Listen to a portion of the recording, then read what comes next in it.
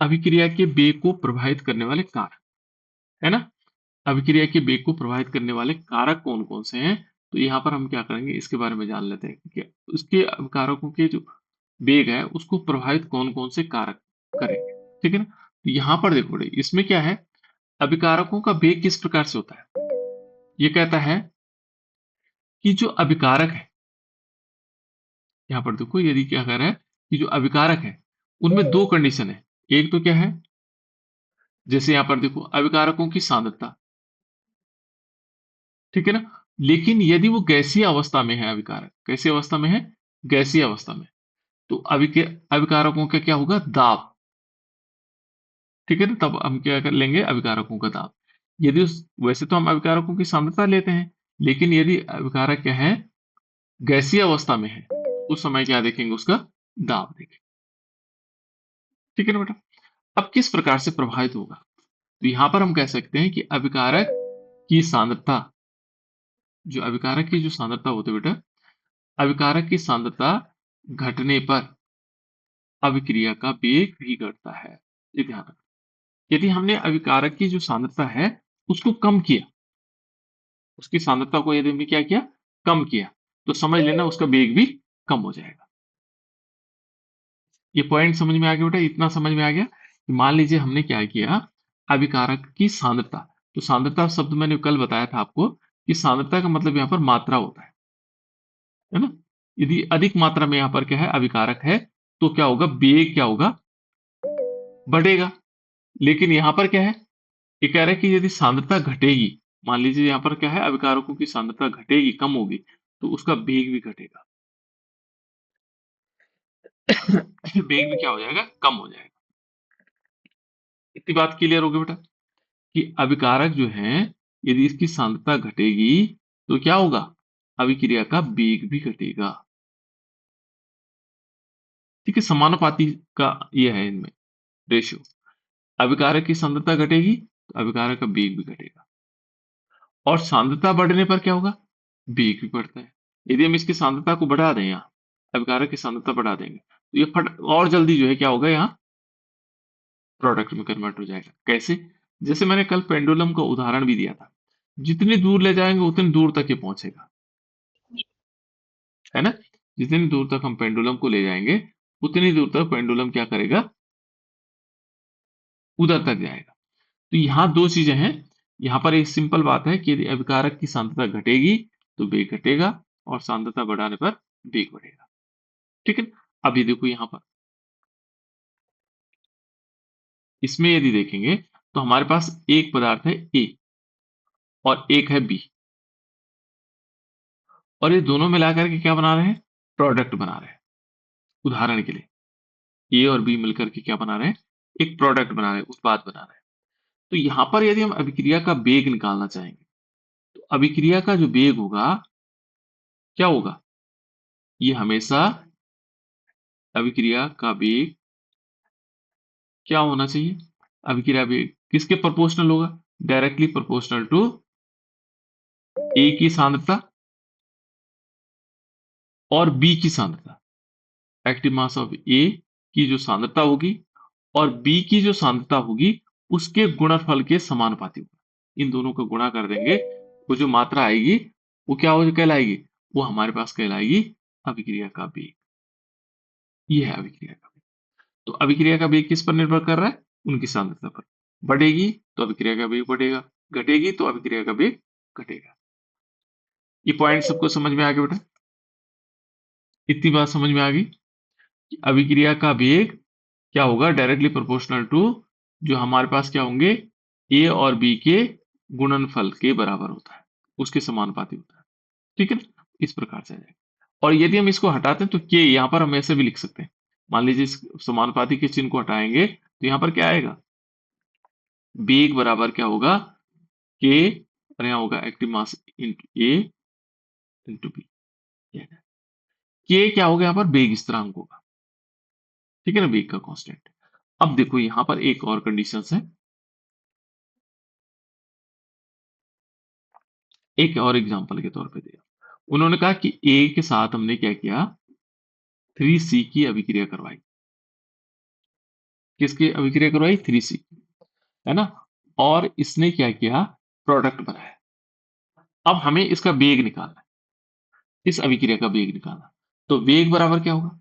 वेग हमेशा क्या होगा? किसके समानुपाती होगा? Active mass of A into active mass of C. लेकिन इस सी के देखो 3 गुना किया ना हमने इसको, तो यहाँ 3 घात हो जाएगी इसकी। ठीक है ना? क्या होगी? 3 घातें हो जाएंगी। तो इस प्रकार से हम समझ सकते हैं बेटा। तो यहाँ पर क्या हुआ? हमने सांद्रता बढ़ा दी, अब वेग और तेजी से बढ़ेगा क्योंकि इसकी सांद्रता बढ़ चुकी है। ठीक है ना? तो यहाँ पर वेग बराबर हमारे पास आ जाएगा, वेग बराबर यहाँ पर के ले सकते हैं active mass of A into active mass of C, और इसकी पावर क्या आ जाएगी? 3 आ जाएगी। ठीक है ना? इस प्रकार से और भी एग्जाम्पल हो सकते हैं, इसमें बहुत सारे एग्जाम्पल हमारे पास हो सकते हैं, है ना? जैसे यहाँ पर a+2b ले रखा है ना? ये प्रोडक्ट बना रखा है।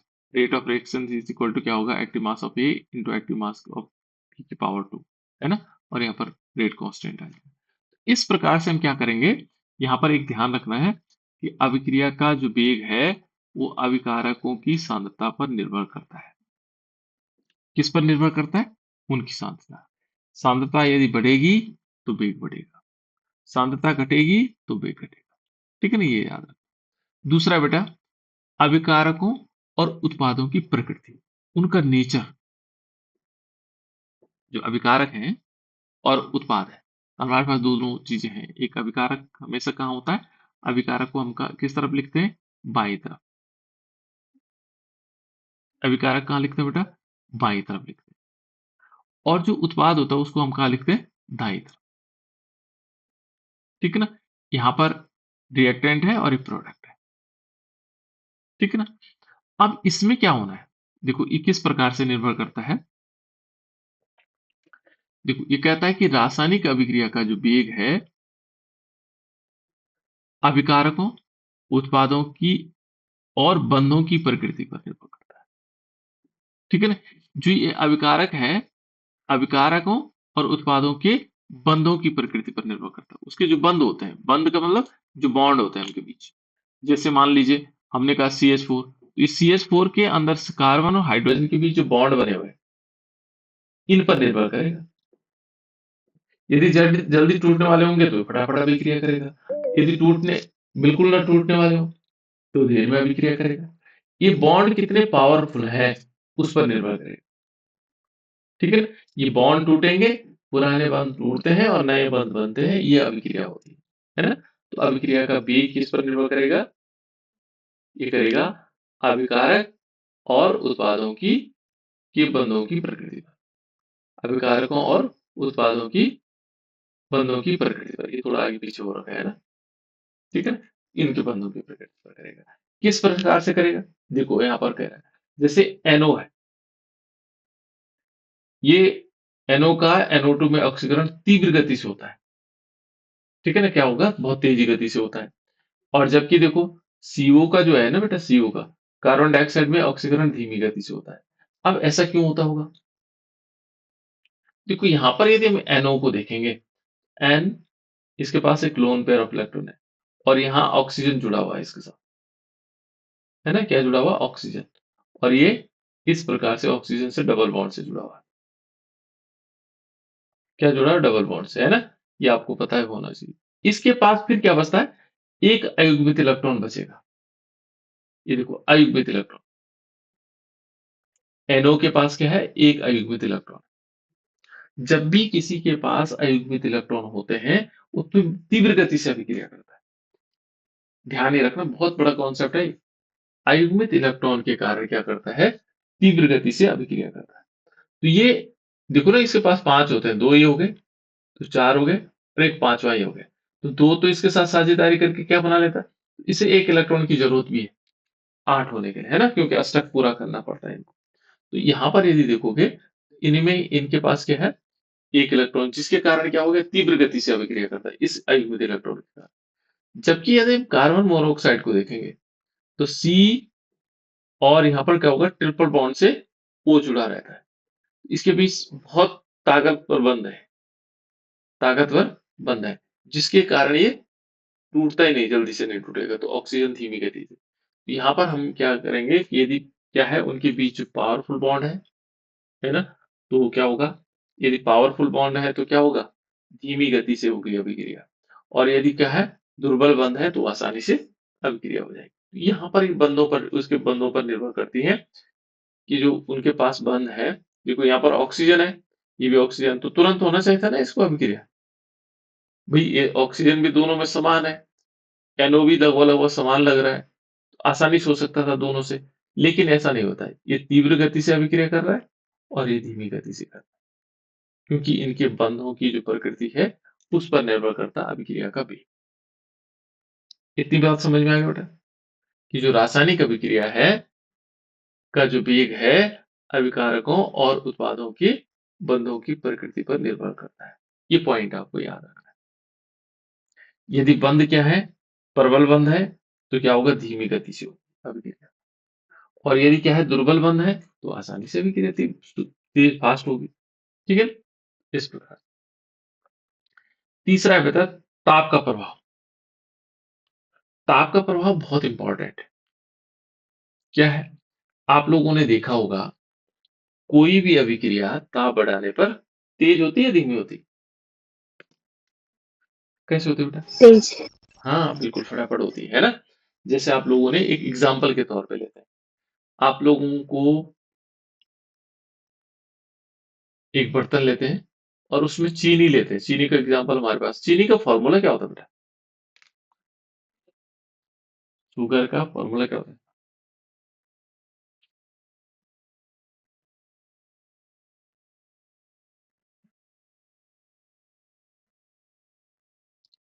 जल्दी बताओ। सुक्रोज का C12 formula. at 22O11। Good. देखो कुछ बच्चों को याद है, कुछ को नहीं है, है ना? तो जिनको याद नहीं है देख लो। यहाँ पर इसलिए मैंने चीनी कहा C12H22O11। लेकिन रासायनिक विज्ञान की भाषा में हम इसको चीनी नहीं कहते, इसको क्या कहा जाता है? सुक्रोज कहते हैं। क्या कहते हैं बेटा इसको? सुक्रोज। ये सुक्रोज है ना? सुक्रोज, माल्टोज, लैक्टोज, ग्लूकोज है। ग्लूकोज का तो सभी को मालूम होता है। ये हमारे पास सुक्रोज होता है ना? जिसको हम चीनी कहते हैं खाने। अब मान लीजिए हमने क्या किया, चीनी को यहाँ डाल दिया। इसको जल्दी हमें घोलना है चीनी को, तो क्या कर देते हैं? इसको गर्म कर। तो इसके जो घुलने की अभिक्रिया है वो तीव्र गति से हो जाती है ना? यहाँ पर लिखा भी है, with the increasing temperature the rate of the most of the reactions increase, most of the reaction, अधिकांश अभिक्रियाओं का, सभी के सबके नहीं होता ऐसा, अधिकांश अभिक्रियाओं का। ठीक है ना? ये देखो अधिकांश अभिक्रियाओं की अभिक्रिया का की दर बढ़ जाती है। देखो ताप बढ़ाने पर क्या होगा? ताप बढ़ाने पर अधिकतर अभिक्रियाओं के वेग में वृद्धि होती है। अधिकतर बोला बेटा, इन्होंने ध्यान नहीं रखना, सब अभिक्रियाओं में नहीं होता है। जैसे ताप बढ़ाएंगे तो अभिक्रिया क्या होगी? अभिक्रिया का वेग बढ़ेगा। ठीक है ना? तो आप समझ में आ रहा है कि जब हम ताप बढ़ाएंगे तो क्या होगा? वेग बढ़ेगा। और कितना बढ़ेगा? देखो यदि हम 10 डिग्री बढ़ाते हैं, तापमान कितना बढ़ाते हैं? 10 डिग्री सेल्सियस। ताप बढ़ाने पर अभिक्रियाओं का वेग 2 गुना हो सकता है, 3 गुना तक बढ़ जाता है। यानी कि ताप बढ़ाने पर क्या होगा? अभिक्रिया का वेग बढ़ जाता है। ये जनरल है, ये जनरल चीजें। अब यदि ऊष्मा शोषी ऊष्मा छेपी है तो तब अलग कंडीशन आएगी। ठीक है? लेकिन अभी हम मान के चलते हैं कि ताप बढ़ाने पर अधिकतर अभिक्रियाओं का वेग क्या होता है? वृद्धि होती है। और यदि हमने 10 डिग्री ताप बढ़ाया तो क्या होगा? अभिक्रियाओं का वेग 2 गुना हो सकता है या 3 गुना तक बढ़ सकता है। ठीक है? और इसके लिए देखो भाई, इसके लिए क्या कहता है कि अभिक्रिया का जो वेग है, वेग पर ताप के प्रभाव को आर्हेनियस समीकरण द्वारा, यानी कि आर्हेनियस की समीकरण है, इसके द्वारा समझा जा सकता है। कैसे? देखो यहाँ पर K इज इक्वल टू ए और ई की पावर ई ए माइनस आर टी। यहां पर क्या होता है बेटे? जो आर्हेनियस कॉन्सेप्ट है वो टकराव की स्थिति को कहता है। कि जब आप इस आर्हेनियस का सिद्धांत पढ़ोगे तो उस समय समझ में आ जाएगा। ये आर्हेनियस सिद्धांत थोड़ा हल्का मैं बता देता हूँ। ये इस प्रकार की बातें करता है कि जैसे एक अणु है पानी का, है ना? दूसरा अणु पानी के। अब पानी को जब गर्म करते हैं, इनकी जो एक्टिवेशन एनर्जी है वो बढ़ जाती है, यानी कि जो इनकी ऊर्जा है इधर उधर भागने की वो ज्यादा हो जाती है। तो जितना ज्यादा ये टकराएंगे उतना जल्दी वो घुलेंगे, रिएक्शन होगी उनके बीच, है ना। इस सिद्धांत पर काम करता है, ठीक है ना, आर्यभट्ट का सिद्धांत। यहाँ पर कुछ चीजें हैं, उनके जो ताप बढ़ाएंगे तो उनमें टक्कर बढ़ेगी, टक्कर बढ़ेगी तो क्या होगा, अभिक्रिया तीव्र गति से होगी। ये क्लियर हो गया। ताप बढ़ाने पर अभिक्रिया का वेग बढ़ता है, ठीक है ना, अधिकांश बढ़ता है। उत्प्रेरक का प्रभाव, उत्प्रेरक बहुत इंपॉर्टेंट पार्ट होता है किसी भी अभिक्रिया में। उत्प्रेरक का बहुत इंपॉर्टेंट भाग होता है, ठीक है ना। उत्प्रेरक क्या काम करता है, उत्प्रेरक अभिक्रिया की गति को, वेग को बढ़ा देता है, लेकिन कम भी करता है। यहाँ दो प्रकार के उत्प्रेरक होते हैं हमारे पास, है ना। यहाँ पर तो देखते हैं, ये कह रहा है कि ऐसे पदार्थ जिन उपस्थिति में अभिक्रिया का वेग बढ़ जाता है, परंतु ये देखो, अभिक्रिया का वेग तो बढ़ गया, लेकिन ये कह रहा है कि परंतु इनमें स्वयं में कोई परिवर्तन नहीं होता है, इनमें परिवर्तन नहीं होगा, वो उत्प्रेरक कहलाते हैं। उनको हम क्या बोलते हैं, उत्प्रेरक कहते हैं। उत्प्रेरक कौन हुए, कि जो दूसरे की गति को तो बढ़ा देता है, अभिक्रिया की गति को तो बढ़ा देता है, लेकिन स्वयं के उसमें कोई परिवर्तन नहीं आता उसमें, ठीक है ना, अपने आप नहीं बदलता। क्या नहीं होता है, अपने आप नहीं बदलता है, ठीक है। तो यहाँ पर ये ध्यान रखना कि इसमें अपने आप नहीं बदलता बेटा, बाकी कोई परिवर्तन इसमें आता है, ठीक है। कोई कुछ पूछना चाह रहा है बेटा, किसी बच्चे ने माइक ऑन किया था, कुछ पूछना चाह रहे हो, ये समझ में आ रहा है। जैसे उत्प्रेरक हम क्या कर सकते हैं, देखो यहाँ पर हमने CH2 डबल बॉन्ड CH2 लिया, है ना। तो यह क्या करता है, हाइड्रोजन जुड़ता है, और in the presence of nickel. तो निकेल क्या काम कर रहा है, उत्प्रेरक का काम, ये ऐसे रहेगा, ये जल्दी इसको जोड़ देगा। तो उत्प्रेरक क्या काम करता है, उस अभिक्रिया के वेग को बढ़ा देता है, लेकिन अपने आप वैसे ही अपने में कोई परिवर्तन नहीं करता, ठीक है ना। ये तो उत्प्रेरक हो गए, ठीक है ना।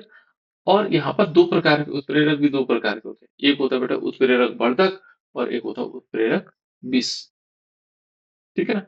जो अभिक्रिया की तीव्र बढ़ा देता है अभिक्रिया को, उसको उत्प्रेरक वर्धक कहते हैं। जो उत्प्रेरक अभिक्रिया के वेग को घटा देता है उसको उत्प्रेरक विष कहा जाता है। तो यहाँ पर हम उनकी चर्चा नहीं करेंगे।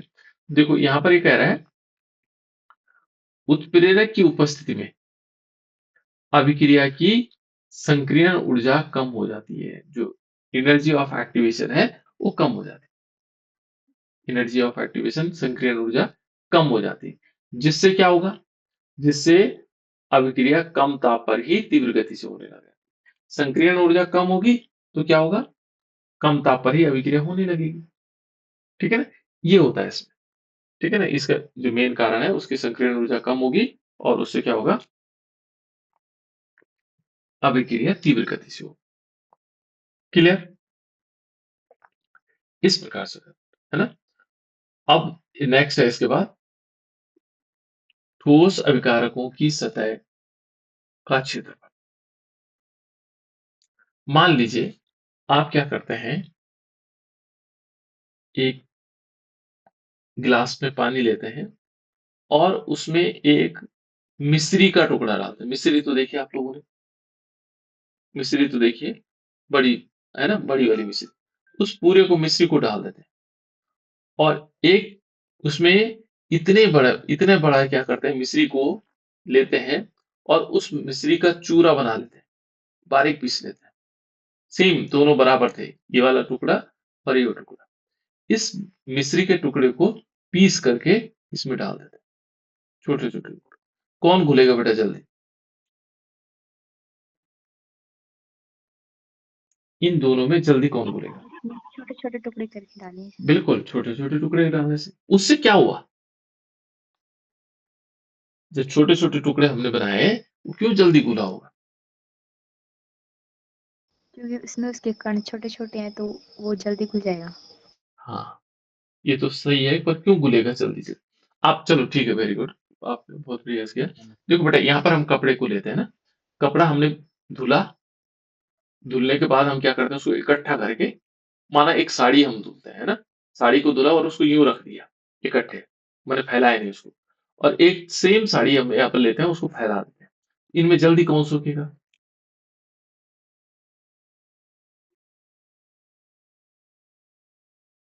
इन दो साड़ियों में, एक को साड़ी लाई हमने, दोनों साड़ियां धुल करके लाई, बराबर लंबाई थी उनकी। एक को हमने इकट्ठा ऐसे रखा, है ना? गोल मोल करके वैसे रख दिया, धुल करके लाए और ऐसे रख दिए, सुखाने ऐसे डाल दिया। और एक को हमने फैला के रखा, तो कौन जल्दी सूखेगा? जो फैला रखे। फैला हुआ है ना? तो सिंपल चीजें हैं, जो फैली हुई चीजें हैं वो क्या होगी? जल्दी सूख जाएंगी, है ना? तो वो जल्दी क्यों सूखेगी? उसका कारण है, उसका पृष्ठीय क्षेत्रफल बढ़ेगा।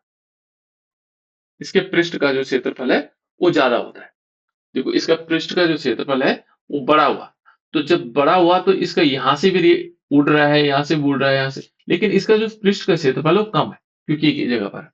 तो यही कारण है बेटा कि जब हम एक पूरे पीस को डालते हैं तो इसका पृष्ठ का क्षेत्रफल कम होता है, और जब हमने इसके टुकड़े किए तो उसका छोटे छोटे टुकड़ों का पृष्ठ का क्षेत्रफल बढ़ जाता है।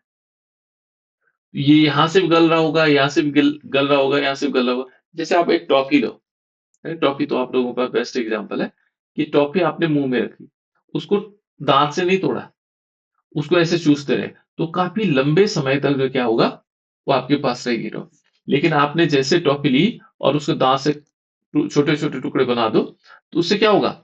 उसका पृष्ठ का क्षेत्रफल बढ़ जाएगा और ये तुरंत गल जाएगी। ये गलेगी नहीं, ये थोड़ा देर में गलेगी, है ना? तो ये एग्जाम्पल है बेटा, ये कहता है कि ठोस अभिकारकों की सतह का क्षेत्रफल, यदि जो ठोस पदार्थ हैं उनके सतह के क्षेत्रफल पर भी रासायनिक अभिक्रियाओं की रासायनिक अभिक्रिया प्रभावित होती है। यदि उसका पृष्ठ का क्षेत्रफल ज्यादा हुआ तो अभिक्रिया जल्दी जल्दी होगी, और पृष्ठ का क्षेत्रफल कम हुआ तो अभिक्रिया धीमी गति से होगी, है ना? यहाँ पर देखो, जिन अभिक्रियाओं में सभी अभिकारकों की भौतिक अवस्थाएं एक समान नहीं होती, वे विषमांगी अभिक्रियाएं कहलाती हैं, है ना? और यहाँ पर क्या है, विषमांगी अभिक्रियाओं में वेग जो है अभिकारक की सतह के क्षेत्रफल के समानुपाती होता है। जो उसका सतह का क्षेत्रफल है उसके समानुपाती होगा। सतह का क्षेत्रफल बढ़ेगा, अभिक्रिया तीव्र गति से होगी। देखो, अतः ठोस अभिकारकों में ये लाइन इंपॉर्टेंट है। देखो, ठोस अभिकारकों को हमेशा बारीक चूर्ण के रूप में लिया जाता है, जिससे क्या होगा, इनकी सतह का क्षेत्रफल अधिक होने के कारण अभिक्रिया का वेग अधिक हो जाता है। बारीक जो चूर्ण होगा उसका सतह का क्षेत्रफल बढ़ जाता है, और इसके कारण क्या हो जाता है, अभिक्रिया तीव्र गति से होती है। बस इस सतह के क्षेत्रफल पर है। तो जैसे हमें कोई अभिक्रिया जल्दी करवानी हो बेटा, तो हमें क्या करना होगा, हमें उसे बारीक चूर्ण के रूप में लेना पड़ेगा, ठीक है ना? ताकि वो जल्दी गल जाए, माना हम घोलना चाह रहे हैं तो घुल जाए, अभिक्रिया करवाना चाह रहे हैं तो अभिक्रिया हो जाए, ठीक है ना? तो इस प्रकार से, तो सतह का क्षेत्रफल भी क्या करता है, अभिक्रिया के वेग को प्रभावित करता है। कैसे करेगा? सतह का क्षेत्रफल ज्यादा होगा तो अभिक्रिया तीव्र गति से होगी, सतह का क्षेत्रफल कम होगा तो अभिक्रिया धीमी गति से होगी। यही तो, इस प्रकार से हम इसको एग्जाम्पल ले सकते हैं। उसके बाद होता है बेटा माध्यम प्रकृति। जिस माध्यम में वो है, माध्यम का मतलब मीडियम, यहाँ पर मीडियम से मतलब होता है जिस जिस एरिया में वो क्या हो रही है, अभिक्रिया हो रही है, ठीक है ना? देखो, यदि अभिकारकों की प्रकृति आयनिक या ध्रुवीय होती है, ध्यान रखना, जो अभिकारक है वो कैसे है, आयनिक है या ध्रुवीय है? आयनिक कौन से होते हैं? आयनिक क्या होता है बेटा? जैसे NaCl है, NaCl आयनिक है या नहीं है?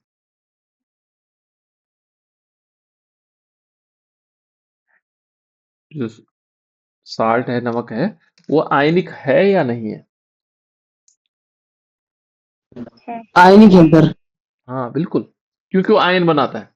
जैसे इसको घोलोगे ना, जैसे इसको घोलोगे, बढ़िया, तो वो क्या बना देता है, आयन बना देता है। Na पॉजिटिव बना देगा और Cl नेगेटिव बना देगा। ये आयन बनाता है। देखो, क्या बना रहा है, आयन बना रहा है। तो ये आयनिक यौगिक है, जो क्या करते हैं, विलायक में मिलकर के आयन बनाते हैं, तो वो आयनिक यौगिक है। और ध्रुवीय यौगिक कौन होते हैं? जिनमें ध्रुव बनते हो। जैसे मैंने कहा HCl है, हाइड्रोक्लोरिक एसिड। मैंने पहले बताया था ध्रुव कैसे बनते हैं। इनके पास 2 इलेक्ट्रॉन है। जब ये अपनी ओर खींच लेता है तो इस पे थोड़ा नेगेटिव चार्ज आता है, इस पे क्या आता है, पॉजिटिव चार्ज। तो 2 ध्रुव बना देते हैं। तो यहाँ पर एक इनकी बात कर रहा है। अभिकारकों की क्या कह रहा है कि जो अभिकारकों की प्रकृति आयनिक या ध्रुवीय होती है, तो क्या होगा, तो इनकी अभिक्रिया ध्रुवीय विलायकों में कराने पर क्या होंगी, अभिक्रिया का वेग अधिक होगा। यहाँ हम ये ध्यान रखेंगे, यदि मान लीजिए कोई ध्रुवीय पदार्थ हमारे पास है और ध्रुवीय विलायक में करवाएंगे इसकी अभिक्रिया, तो उसमें क्या होगा, वेग अधिक होगा आयनिक अभिक्रियाओं का। और ध्रुवीय जो पदार्थ होंगे उनकी अभिक्रिया यदि हम क्या कर रहे हैं, ध्रुवीय विलायकों से कराने पर क्या होगा, अभिक्रिया तीव्र गति से होगी। ठीक है ना, इसमें क्या होगा, तीव्र गति से होगा अभिक्रिया। ठीक है ना। और अध्रुवीय विलायकों के वेग कम हो जाते हैं। यदि अध्रुवीय विलायकों में डालेंगे तो उसका उससे क्या होगा, वेग कम हो जाएगा, अभिक्रिया का वेग कम हो जाएगा। ये ध्यान रखना में कि किस प्रकृति के है ना, क्योंकि ध्रुवीय विलायकों में अभिकारक आसानी से आयनित हो जाते हैं और जिससे आयनों के मध्य आकर्षण बल लगने के कारण अभिक्रिया तीव्र गति से संपन्न होती है। ठीक है ना, इस प्रकार से हम इसको समझ सकते हैं। यानी कि ध्रुवीय पदार्थों में यदि डालेंगे आयनिक और ध्रुवीय पदार्थों को, यदि हम क्या करते हैं, ध्रुवीय विलायकों में लेंगे तो अभिक्रिया तीव्र गति से होगी। और यदि हम अध्रुवीय पदार्थ अध्रुवीय विलायकों में लेंगे तो क्या होगा, अभिक्रिया का भी कम हो जाएगा। इतनी बात क्लियर हो गई बेटा, माध्यम का क्या प्रभाव पड़ा। अब है विकिरण का प्रभाव। वैसे इसकी जरूरत कम पड़ती है लेकिन फिर भी मान लेते हैं, विकिरण का क्या प्रभाव पड़ेगा। कुछ अभिक्रियाएं ऐसी होती हैं जिनका वेग कम होता है, किससे, विकिरण से, है ना। देखो, ऐसी अभिक्रियाओं का वेग विशेष विकिरणों या फोटोनों की उपस्थिति में बढ़ाया जा सकता है। ठीक है ना। जैसे मान लीजिए H2 और Cl2 को यदि बेटा आप लोग जोड़ो, यदि इसमें सिंपल इनको जोड़ना चाहोगे ना तो नहीं जुड़ेंगे दोनों। लेकिन यदि हम क्या करेंगे, सूर्य के प्रकाश में फोटोन लेंगे तो ये क्या बना देगा, 2 मॉलिक्यूल HCl बना देगा। ठीक है ना। ये देखो H2 और Cl2 क्या है, बहुत कम क्रियाशील है। यदि हम उदाहरण को देखें, H2 और Cl2 के मध्य अभिक्रिया बहुत कम वेग होता है। लेकिन यदि हम सूर्य के प्रकाश की उपस्थिति में विशेष प्रकार के फोटोनों का विकिरण अवशोषण करते हैं तो अभिक्रिया क्या होगा, बहुत तीव्र गति से होती है। तो विकिरण का प्रभाव भी पड़ता है। विकिरण यहाँ क्या होंगे, फोटोन के रूप में, सूर्य का प्रकाश जिसको हम कहते हैं। ठीक है ना, फोटोन होता है, फोटोन के रूप। ठीक है ना, तो फोटोन से इस प्रकार से बन जाए। तो ये विकिरण का प्रभाव था। ठीक है ना, तो ये हो गया बेटा हमारे पास अभिक्रिया के वेग को प्रभावित करने वाले कारक। कौन कौन से कारक हो सकते हैं अभिक्रिया के वेग को प्रभावित करने के।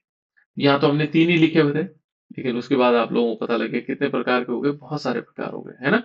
इस टाइप से हम कर सकते हैं। ये क्या है, सभी कारक हैं जो अभिक्रिया के वेग को प्रभावित करते हैं। 2 पार्ट कंप्लीट हुए।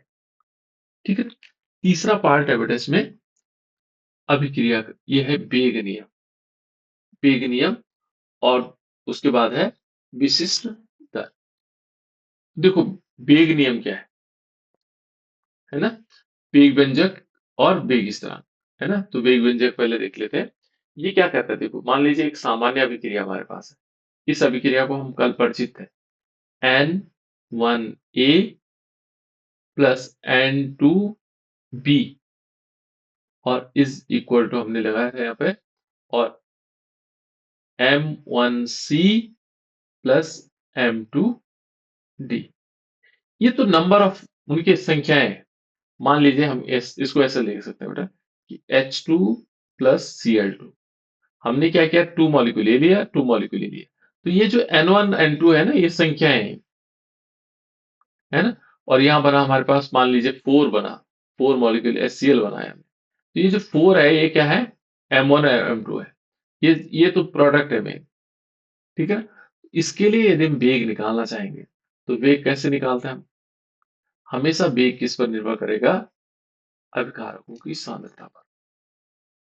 वेग कैसे निर्भर करता है, अभिकारकों की सांद्रता पर। अभी हमने शुरू में पढ़ा, तो यहाँ पर क्या है, वेग बराबर, यदि हम वेग निकालना चाहेंगे तो वेग क्या होगा, बेग हमेशा डायरेक्टली प्रोपोर्शनल टू क्या होगा, एक्टिव मास ऑफ ए और इसकी पावर एक्स और plus active mass of B की पावर वाई, है ना।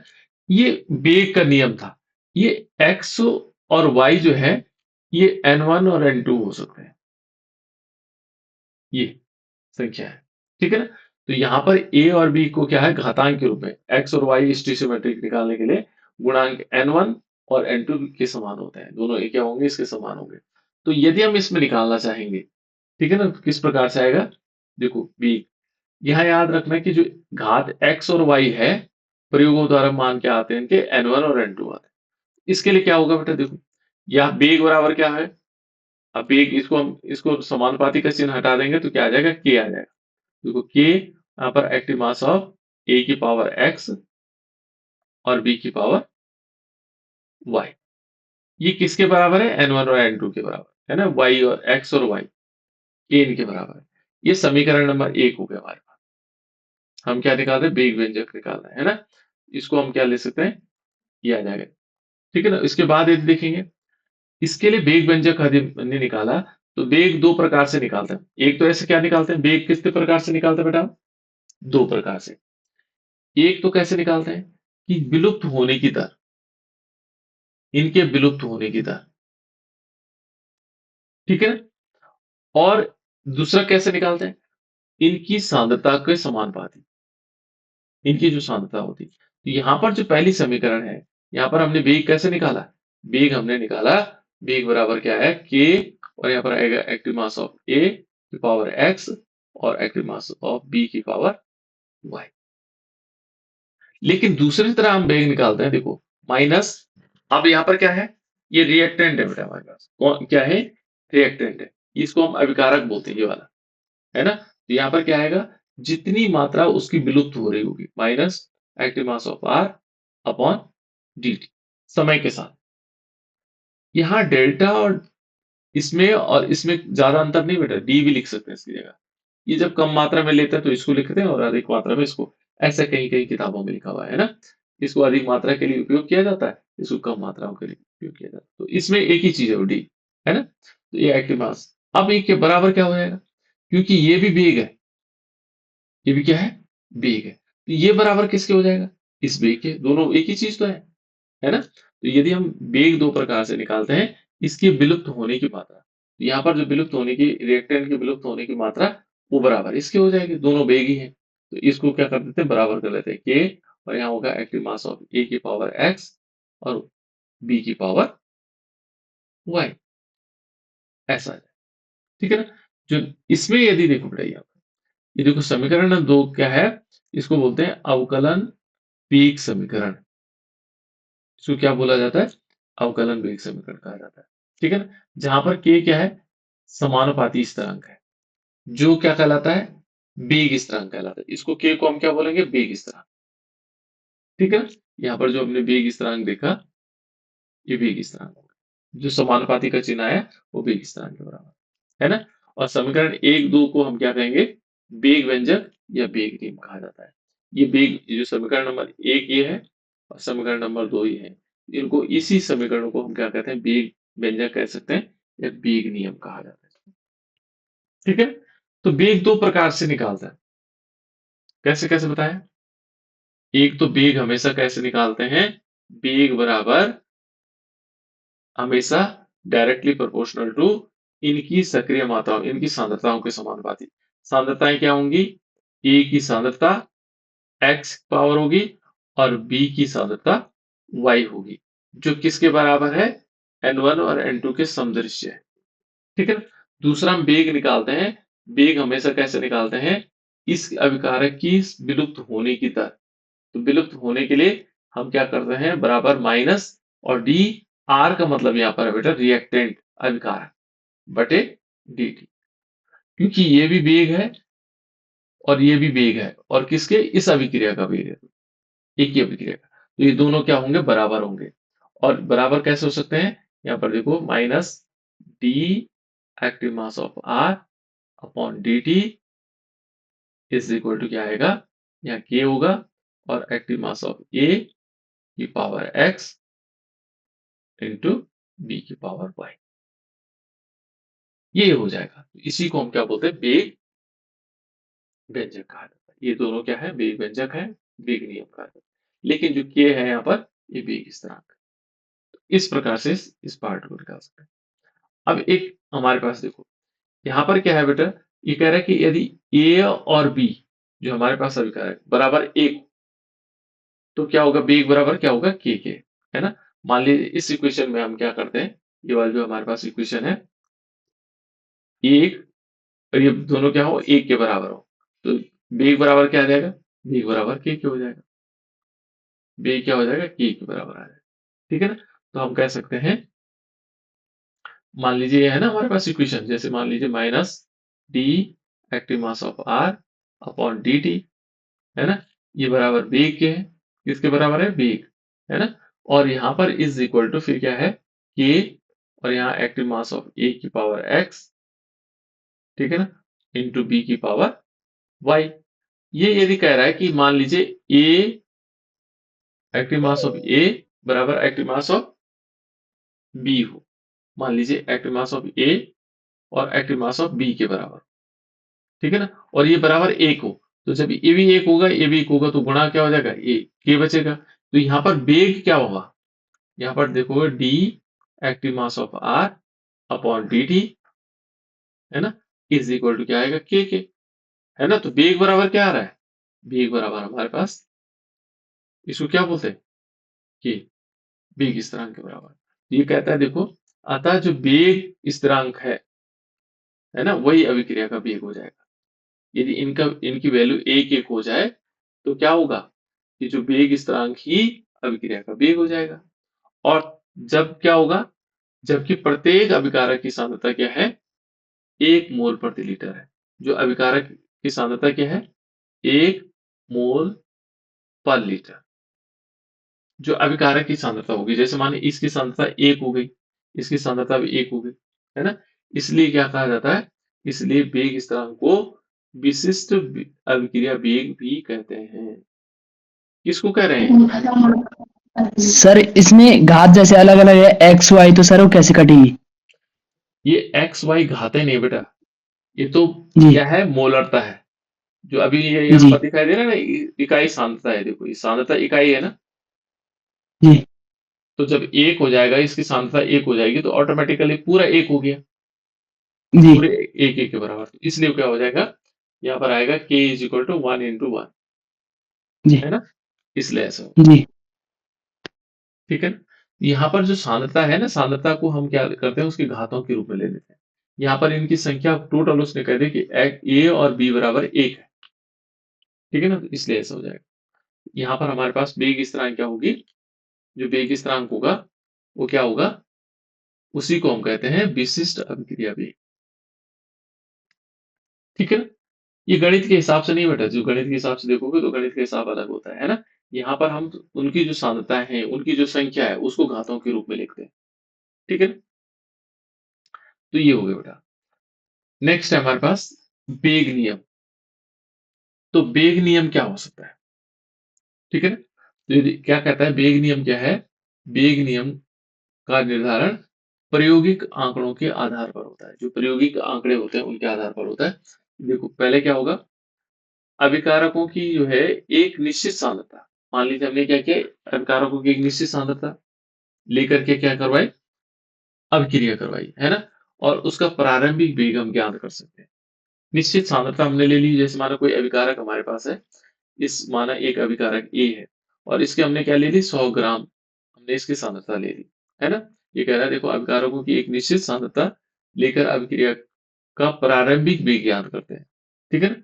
और फिर क्या करते हैं, फिर किसी एक अभिकारक की सांद्रता को स्थिर करके दूसरे अभिकारक की सांद्रता को निकाला जाता है। जैसे माना हमने ए और बी लिया, ठीक है ना, इसकी ये 100 ग्राम ये लिया, 100 ग्राम ये ले लिया, तो इसकी सांद्रता को स्थिर करके इसके निकाल दिया जाता है, और इसकी सांद्रता को स्थिर कर देंगे, ये वाली निकाल दी जाती है ना। ये क्या होता है, हमेशा एक दूसरे को, दूसरे अभिकारक की सांद्रता को एक निश्चित गुणांक में परिवर्तित करके अभिक्रिया प्रारंभिक वेग ज्ञात किया जा सकता है ना। और इसके पश्चात क्या होगा, दूसरे अभिकारक की सांद्रता को स्थिर करके रखते हुए पहले की सांद्रता में परिवर्तन कर दिया जाता है, प्रारंभिक वेग ज्ञात किया जाता है। इसमें एक की सांद्रता को स्थिर करेंगे, दूसरे की सांद्रता को निकाल लेंगे, ठीक है? इस प्रकार से किया जाता है। तो ये आंकड़ों पर आधारित होता है ना? ये कुछ इस टाइप से आएगा, ठीक है ना? तो मुझे लग रहा है इसको हम क्या करेंगे, इसको मैं कल बताता हूँ आप लोगों को किस प्रकार से ये हो सकता है, क्योंकि इसमें पूरा टाइम लग जाएगा, है ना? हमारे पास 10 से 15 मिनट बचे हुए हैं।